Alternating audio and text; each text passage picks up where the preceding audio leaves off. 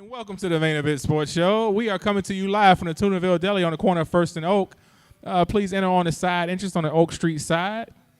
And come join us. We have wing specials all night. We have drink specials. And we have a lot to talk about tonight. The main event sauce, man. Get that. Main event sauce.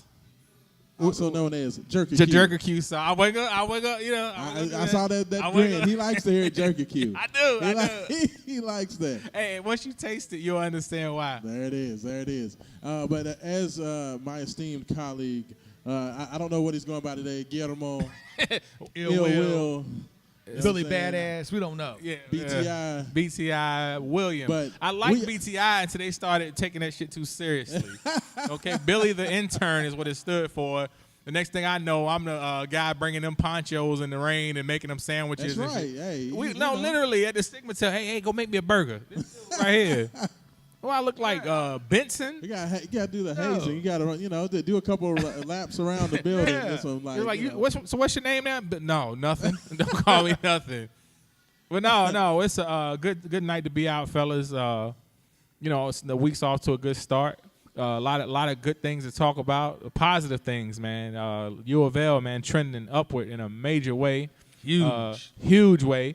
The U of L girls, our women's team got robbed. Yeah, it was a tough loss for them. Highway robbery. We'll talk about that some too. A lot of NFL action over the weekend. Hey, and fellas, I got to give a shout out, man, to my man. There it is, Donovan Mitchell. Yeah, one time. I'm donning the blue and gold tonight. Donovan Mitchell, NBA Player of the Week. It's going down. I don't know the last time a Louisville player won NBA Player of the Week. So, to me, that's huge. I mean, the man's got his own shoe now. Haven said Griff won it in 1972. Yeah, I don't think it was that long ago. Unless Griff was like in the NBA when he was in elementary school. Hey, smacking you know what? The man's are talented. Yeah, he was that talented. But hey, it is what congratulations to Spider Mitchell. A huge week last week. Ricky Rubio absent. The young man was absolutely on a tear, averaging over 30 points a game. Wow. 8 assists. Wow. 8 rebounds. Wow. He was outstanding. Wow. So, and go to YouTube and watch that dunk. The man caught a body. Oh, yeah. The man caught a body on that dunk. McGee.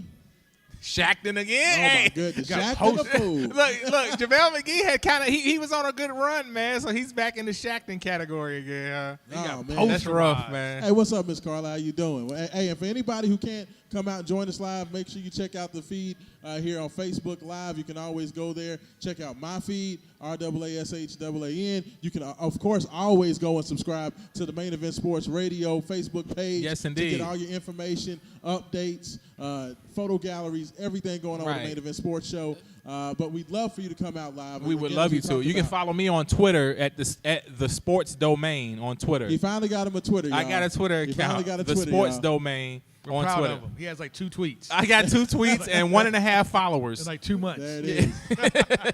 You know what I'm saying? But fellas, we got a lot to get into. But of course, first things first. No. Let me do it right before we start. And I apologize for jumping in like this. Yes. But I had, as most of you know, my hometown, Hampton, Virginia, the home of great such as Allen Iverson, Michael Vick. You know what I'm saying? A guy at work today who knows that I'm from the 7 cities. He knows I'm from Hampton Roads. He came up to me. He said, "Man, I got a question to ask you." And I want everybody out there listening in, I want you to chime in on this. You can chime in the comments. He said, "Who was more talented, Allen Iverson or Michael Vick?" Ooh. I said, "Dude, are you trying to start a civil war in Virginia? What are you doing?" You don't answer. That's like, remember the Saturday Night Live skit, The Bears? You remember them? Oh, yeah. And there was one time on there when somebody asked them, "Who would you choose between the Bears and the Bulls?" And they were like, "We don't know." That's a question you can't answer. Right, exactly. Don't do. I want to know what you all think about that out there in the Facebook land. I will let you know, my girl Joy Blenko just checked in. She said, "Baby Levert just now getting Twitter." Wow. Yes. Don't get me started tonight. I'll start singing. Don't do it. Don't do it. But no, yeah. So I want to know everybody's opinion on that because I didn't have an answer for him. I did, but I don't want to interject. I want everybody else to give their opinion on that. And then we got another one for y'all next week. I got a big one for y'all next week. And I was always told that Iverson was trouble on the football field. No, see, that's what a lot of people don't know. Listen to this. Listen to this. He was a beast on the football field. I saw. Listen, I was a freshman, okay, in high school. Then what y'all don't know, a lot of y'all, Iverson, and you go to Hampton, Virginia, nobody calls him Allen Iverson. In Virginia, he's called Bubba Chuck. And y'all probably thinking that's a bold-faced. No, for real. Like, literally. That's the only. And I verified this because if you go to basketball-reference.com right now, and you type in Allen Iverson and look up him, that's the very first nickname that pulls up because they have all their aliases listed. Bubba Chuck. So much so. I'm in the 9th grade. We are the home team. I promise you, give me 30 seconds, I'll tell this story. We're the home team. Me and my friend, we're sitting there. Bethel, he plays for Bethel. I went to Kickertan. We the home team. They're playing us. The tip-off. No, they're introducing the players. I had to ask him. I said, yo, Tommy, which one is Bubba Chuck?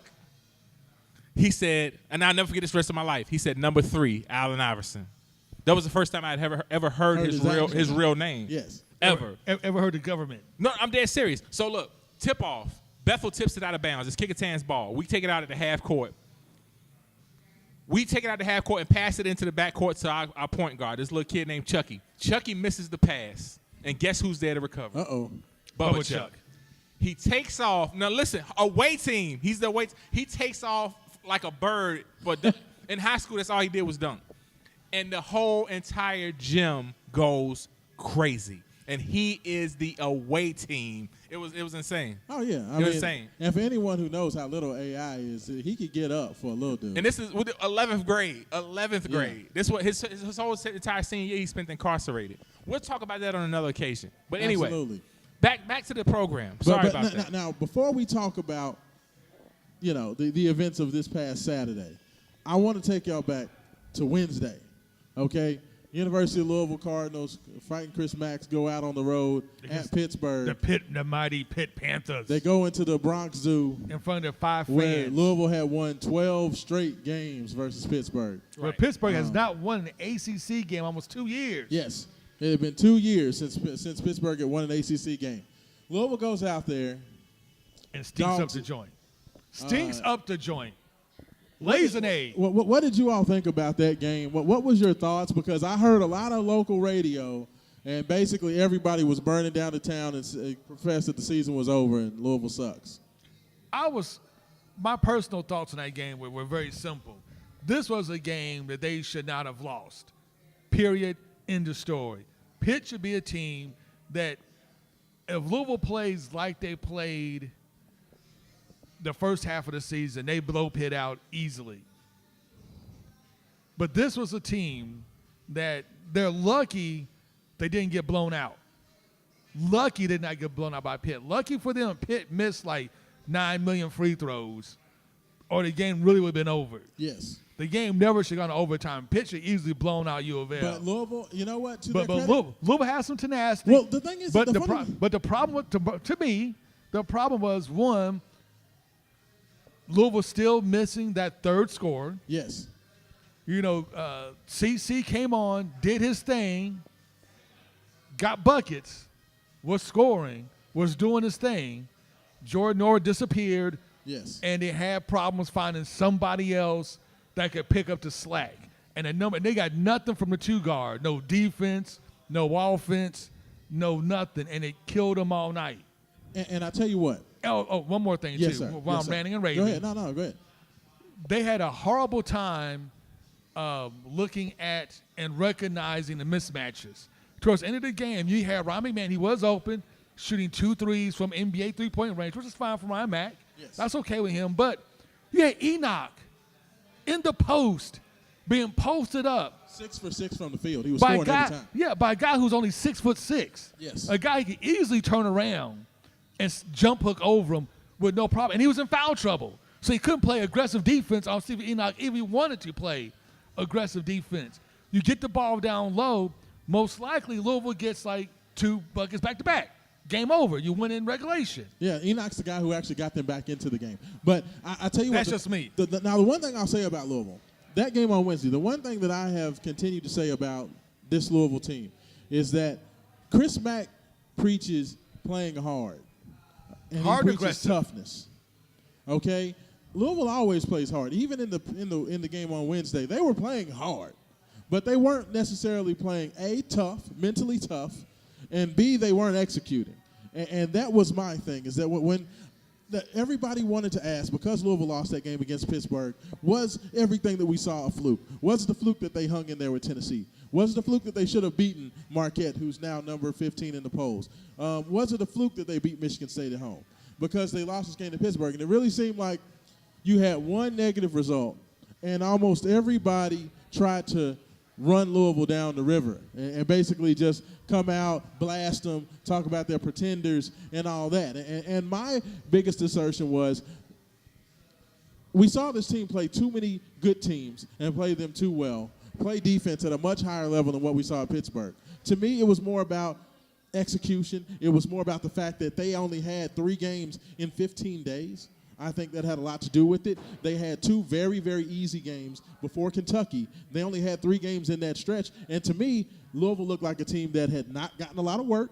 They got lax. And they got very lax because they weren't playing good teams. And then, of course, we saw what happened against Kentucky, where they were mentally, they just weren't ready to play in that game. And to me, fellas, it seems like they needed to get their momentum back going. What did you think about that game? Well, I'm going to put it to you like this. People have to be patient and know that this team is still trying to find their, basically trying to find their identity. Yes. And in doing so, you're going to have some hiccups. Now, to lose to a Pittsburgh team who is actually up on Fuller State now by 10 points as we speak. 6 minutes left. With 6 minutes left in the second half.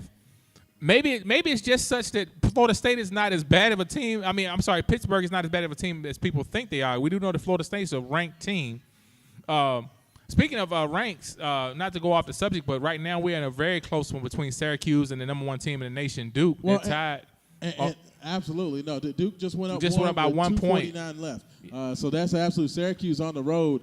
That's a big time. That's game a big to keep deal. an But eye on. that was just a quick update. But right, people have to be patient. First of all, this is a new coach with the old coach's team, and he's doing an extremely good job. But you got to understand also that some fans are going to be unrealistic no matter what. They could go undefeated, and there will be somebody complaining about something. People got to understand. This is a new coach trying to instill a new system. Right. People that are still trying to learn. Like, you can't just build toughness in that's not something that you just possible. get in a day or it's two. not a switch you can turn on. That is a culture change. That is Right. an attitude change. And something like that takes time. You're going to have ebbs and flows. You're going to have ups and you're going to have downs. And I think that's the biggest thing that when I talk to people about it, I said the biggest thing was that I saw, they weren't playing together. The one thing about the pack line defense is you're playing 5 guys moving together. It's about helping. It's about recovering. It's about everybody covering everybody else's back to keep the ball out of the lane. And that's the thing that we did not see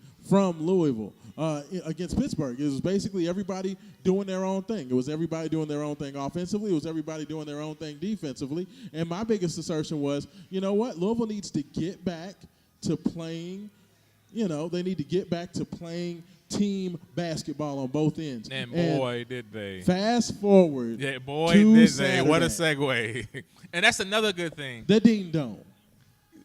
How do you recover from a loss?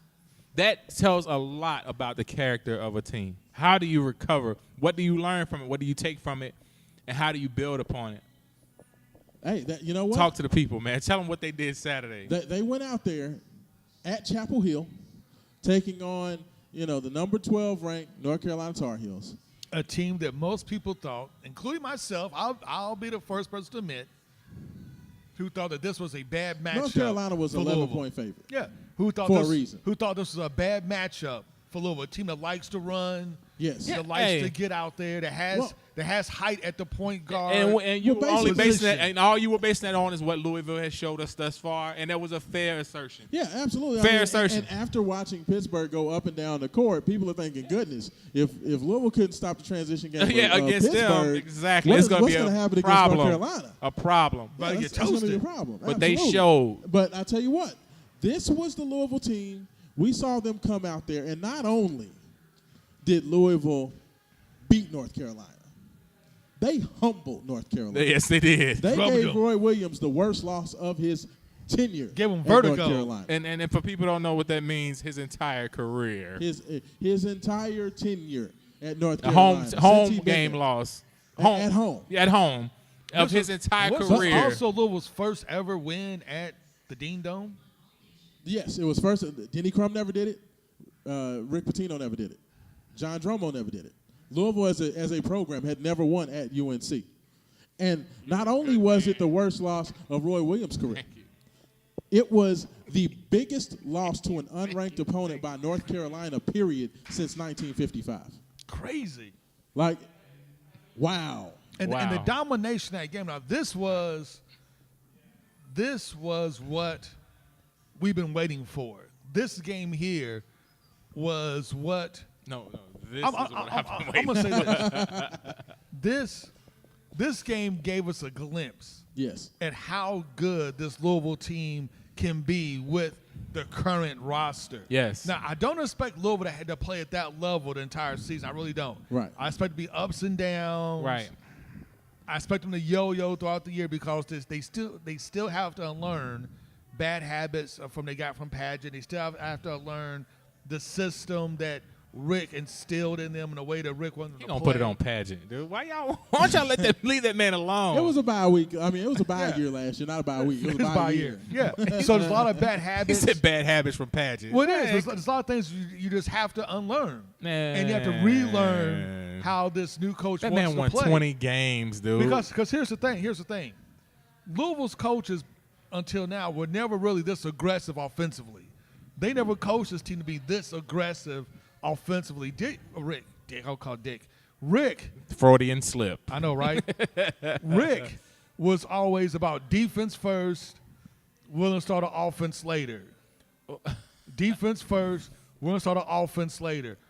We'll work on offense, around the 1st of January, we start working on offense, but until then, it's all defense leads to our offense. Mac wants to be much more aggressive, to drive, to attack, and it's taking his team, or it's taking some guys on his team a while to understand how to attack. It's a completely different philosophy. I mean, Coach Mac believes in a zone-style defense, rebounding the basketball, toughness, an offensive-first philosophy. Those are all things that are starkly different than anything that Rick Pitino preached. So it's literally the almost opposite flip-flop of everything that these kids had learned previously, and just truthfully the style of player that you have. So I mean, it's going to take some time. Like Christian Cunningham, he's just now getting to be aggressive. He's just now getting to be that aggressive guy that we needed him to be at the beginning of the season, but now it's coming out. So now you begin to have that legit number 2 scoring threat opposite Nora. Very, very true. And just to update everybody, the Syracuse and Duke game is now tied. Syracuse is inbounding the ball with 10.6 seconds left in the game. Yeah, they just called a timeout. 85-85. 85-85. If you're not just watching update ESPN, you. Number 1 team in the country on upset alert right now. Tied 85-85 with unranked Syracuse. That's right. After Duke just got away with a big Cam Reddish 3 to win on the road at Florida State, to hold on in that one, after Florida State had an egregious turnover underneath the Florida State basket, where Florida State gets the ball back, and then where Duke gets the ball back, and then ultimately Duke hits the 3 down 2. And I'm telling you all, about looking at some of what we've seen of this game so far, this is not a flukish looking game. These Syracuse boys are out here killing it. Well, I mean, and Duke is what we see from a lot of these young one-and-done teams. They're up and down. Very talented offensively, but leaves a lot to be desired defensively. And we've seen that. But you also have to remember there are 2 of their super freshmen that are not playing tonight. Tyus Jones is out with Trey Jones. I always say Tyus is his brother that won the national championship. Trey Jones is out with a shoulder injury, so he's not playing tonight. And Cam Reddish has some sort of illness or something. So there is a couple of guys out for Duke. So you do have to consider that when you look at this game. But Duke is a team that, especially without Trey Jones is Duke's best on-ball defender by far. And he's not only their best on-ball defender, he's their point guard. So when you're missing your leader and your best defensive player, it makes a big difference. It makes a big difference, definitely. I mean, so you can talk about Barrett, you can talk about Zion, but if you ain't got that leader and you ain't got that it matters on the ball, it's huge. And Syracuse just missed a shot. And they're going. We're going in overtime. So now back to talking about Louisville and North Carolina. If Louisville can keep this aggressiveness up for the rest of the season, this could be something special. When I say special, I don't mean like Final Four special, anything of that nature. It could be, man. The way that other teams are playing, anything what you could be looking happen. at is Louisville winning another game on the road or at home that you think they shouldn't win. Like Duke. I know that scares everybody saying. I'm not saying it will be Duke. Yeah, like Duke. But But Duke. here's the thing. Or, Here's the thing. North Carolina again at home. Here's the thing with Louisville. He said, with Haven, you're saying that they the whole, if they can continue to play like this, and I'm going to say that they will because this is what they're being taught. This is what is being expected of them, and anything less than that is unacceptable at this point because that's the new culture there. Because the thing is, and Coach Mack said it, he said that the team kind of told on themselves a little bit because if you can go out there and give North Carolina the worst beating. Yep, you showed your hand. That you showed that you can come out, and there's no reason you can't do this all the time. But you the thing showed about your hand. A good young team is, the more you do it, the more you start to believe in what you're doing, the easier it is to repeat that. And Louisville, it's not a fluke. It's not like Louisville's out here. This is the one thing that always has continued to annoy me about this, this Louisville team this year is everybody's trying to act like Louisville doesn't have any talent. Oh, this Louisville team doesn't have any talent. The talent's there. This is a rebuilding job. They don't have anybody there. And that was just a bold-faced lie. That was ridiculous. I mean, Louisville had a lot of talent. Did they not make the tournament last year? Yes. A lot of that, pretty much all of that had to do with the fact that David Padgett was not ready for that job. Right. He did the best he could, but he was not ready for that job. But he won 20 games. I mean, he won 20 games, but ultimately he did not make it, and he had 2 NBA players on the roster. Both guys, congratulations, Ding Adele, who actually signed a contract with the Atlanta Hawks. He signed a contract with the Atlanta Hawks today. So he got his 2-way deal. He'll be on the NBA roster the rest of the year. Nice. So, I mean, David Padgett did have both Spalding and Ding Adele on that roster. He had some good players on that roster, but ultimately he just didn't have the experience. It was a scramble situation. You lost your whole coaching staff, 2 weeks before the season starts? Yeah. So there's a lot of issues with it. You know what? And he still won 20 games. Because he had talent. Absolutely. I mean, I do. I think they had enough talent to where they were going to win games with that schedule. And this team has talent as well. It's just that guys like Sutton and Perry, they just have to be consistent about their play. They just haven't been consistent. They show up for like 3 or 4 minutes and then disappear.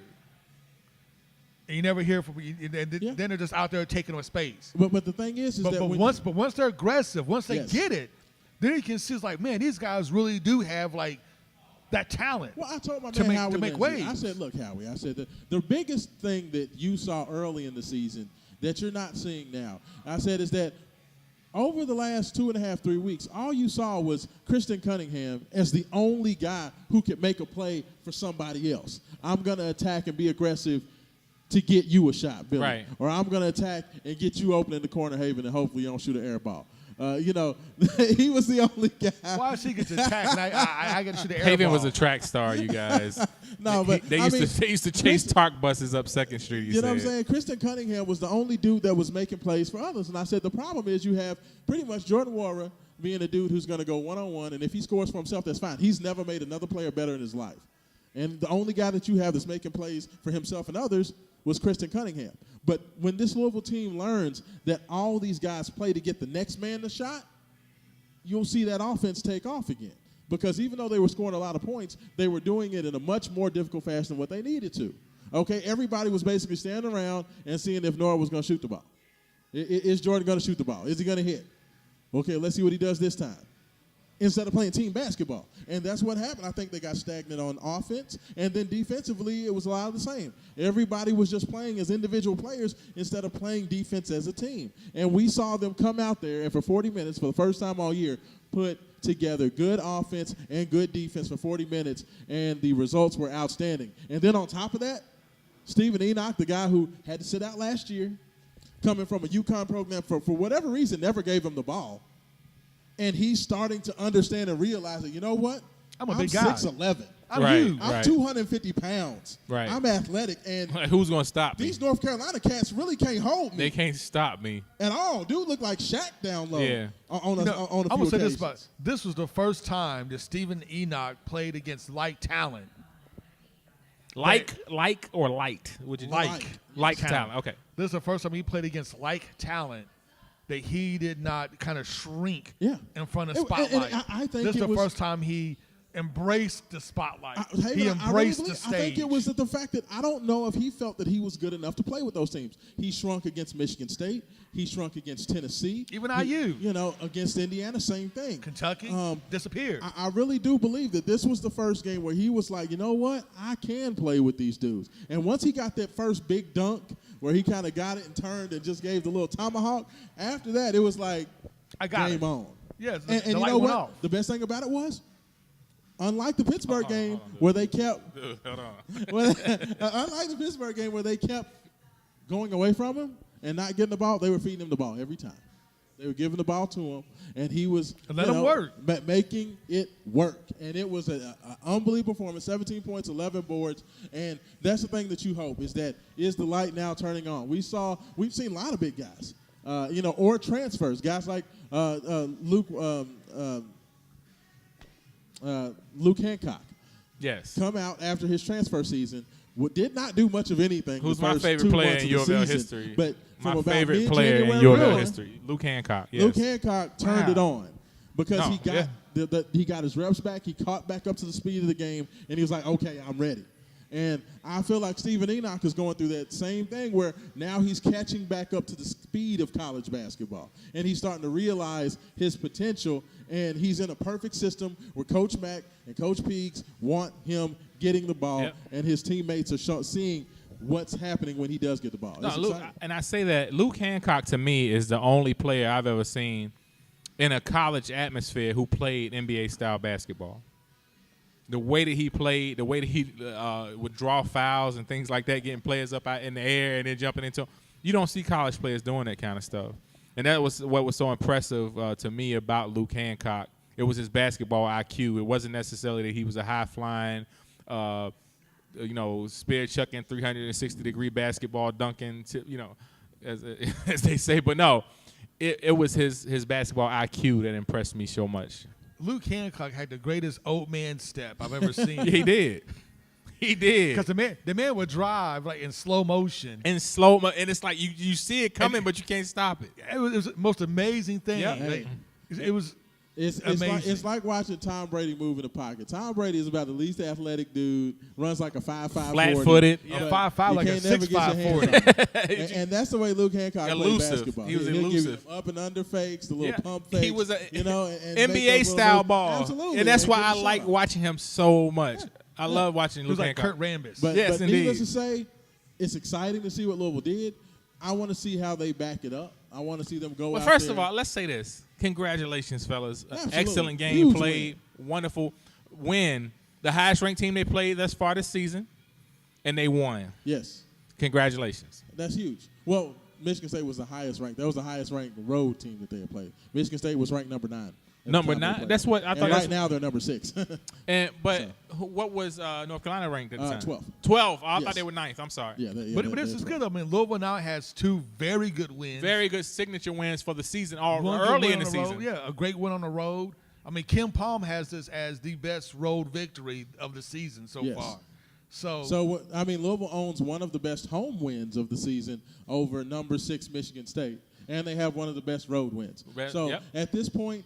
And we're a little over halfway through the season? Yeah, absolutely. Yeah. And I do want to check my scoreboard here because I am keeping up. And Pittsburgh comes away with a 13-point win at home over number 11 Florida State. Nice. And at that point, that makes that loss to Pittsburgh loss looks a lot better in overtime. It changes everything about that loss. And it's no longer a bad loss. Absolutely. So now Louisville has literally no bad loss on the season. Because it went with 2 to good overtime. wins. Right. With 2 good wins. So I also want to get a shout-out to Melinda Dixon there who's chiming in. What's going on, Melinda? How are you doing?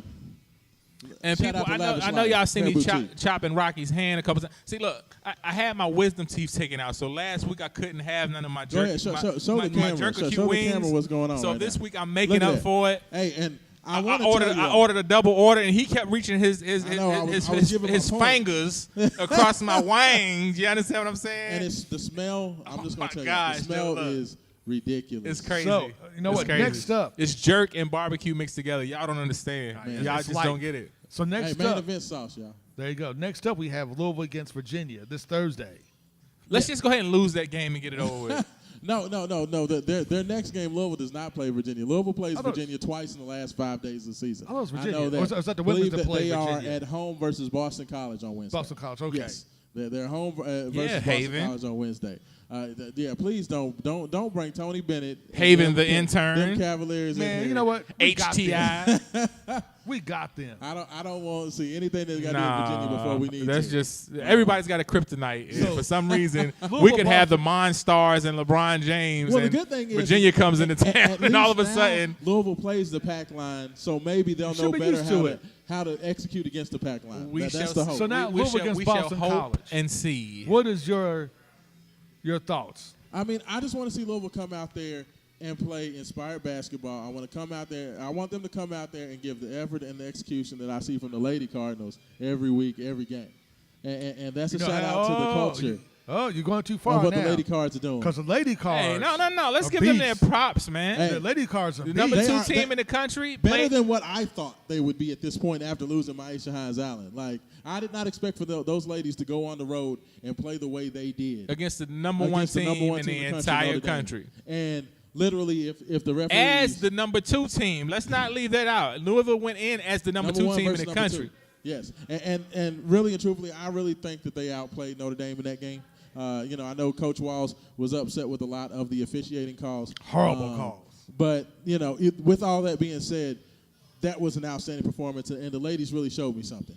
And considering that Jazz Jones was on the bench the whole first half, Dana Evans was on the bench most of the first half, and Sam Furing was in trouble most of the first half. For them to do what they did is Incredible. just a testament to them. So that's huge. That's big time. And Duke's about to lose to Syracuse. And Duke is about to go down to the Orange People Eaters at home. So everything could not be going better So, for Louisville. no, right back now. to With Boston Seven College. Nation Army playing live in the background. This is here at the Tunaville Deli. Seven Nation Army. How can a song that came out in 2004 be so popular 15 years later? It's like it's telling you, still ageless, going man. towards its Ageless. peak. It's crazy. But I'm going to say this. So about Boston College, what I want to see 2 things. Yes. One, I want to see that same level of energy, that same level of aggressiveness that Coach Mack has been preaching all season long that we saw in the North Carolina game. I want to see that again. Was that a shave?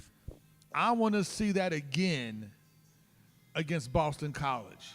You don't have to blow them out. That'll do it. You don't have to be about 20, 30 points. I just want to see that energy. I want to see the aggressive, number one. Number two. Hold on. Before you do that, Syracuse just defeated Duke at Number home. one goes down at home. 95-91. And Syracuse. maybe they will stop showing Zion Williamson commercials. No, every don't 15 do that. seconds on Don't do ESPN. that. We No, need that. No, they won't. Don't do that. Don't do Hold that. on. They ain't giving him the Ben No, Simmons first treatment of all, for real. Hey, he First, needs let's it. face Hey, the dude's look, a beast. LSU lost every game they played in, it seems like. And they talk they about Ben still Simmons show every nothing chance but they got. Ben Simmons videos. That is true. But the second thing that I want to see, Bring them napkins back. Where you going? Give me them napkins. some lady just came in here, just grabbed some napkins and bounced. But we still love you anyway. Nah, it's all good. It's all good. So the next thing I want to see Louisville fans show up in mass. These home games at Yum Center have not felt like real home games. Look. No, Hold on. no. Because now you're touching a sensitive topic. I told y'all it was going to take something to get them back. Because we didn't. Don't go there. Just be patient. That's all I'm gonna say. So do you think that We're the not gonna North go Carolina there. game? Do you think Nope, that's not yet. That's not enough? That's not enough. If it had been a home game, it would have been enough.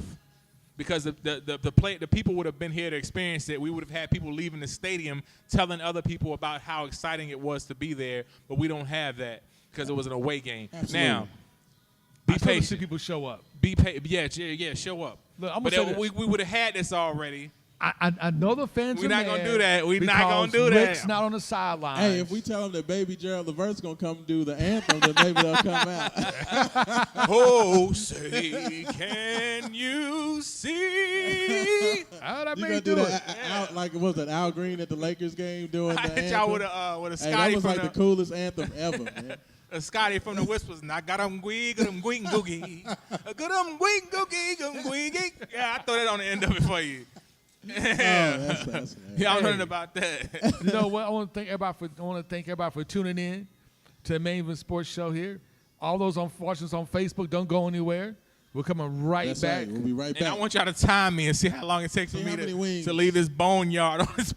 That's So right. I've been waiting for this segment to be over. Kid So, can look, get it in. if you guys have any comments about anything related to Louisville basketball, leave in the comments below. Yes, indeed. Don't forget, go right now to our YouTube page. You can't miss it. It's Main Event Sports Show, our YouTube page. Go to our YouTube page, subscribe to the channel, and hit the notification button. That way, anytime a video comes up, you guys get notified and you can watch it. Yes, indeed. And then also leave in the comment section, leave your answer to the question: who was the greater talent, Mike Vick or Allen Iverson? Oh, that's right. For my Virginia heads out there, you know this is a serious question. And coming up in the next segment, we got the Adrian Broner Manny Pacquiao fight. No. Before We had the no. NFL act. No, I'm just saying some of the things that we'll be talking about. We had the NFL action from the previous What was weekend. that movie with Woody Harrelson and Antonio Banderas where they was like the two old veteran boxers that were like riding out together to go fight in the main event because both of the guys got hurt or got beat up or something happened. Yeah. I don't know. I remember that movie, but it was like so bad. I was like, Well, we got a lot coming up. We have a young lady today that scored a perfect 10 in a gymnastics presentation. Oh, nice. And we're going to give her some major shout outs. And we also have the upcoming NFL games for this coming weekend's playoff action. Oh, and for all my local Indiana Hoosier fans, I'm We're sorry, sorry. y'all, but Indiana goes down by 15 at home to Nebraska. we need to bow our That's a heads in bad loss. silence. It's terrible. So sad, Romeo. There we Should have came to Louisville. Nah, Romeo. he's all right. Should've came He's to all Louisville. He'll be all right. right. He'll be all right. Yeah, he'll be cashing that check soon. So. That's all that Right. matters. Breaking necks and cash large checks, baby. And since the last time y'all saw me, my man Andrew Wiggins dropped 40 and 10 in one game. Some of the other games he's been kind of below par, but he's been playing. I mean, he's my favorite player to watch in the league right now. But your pro sports updates coming next. Yes, but, indeed. For Haven, Rashawn Myers, BTI, it's Main Event Sports TV. We out. Peace.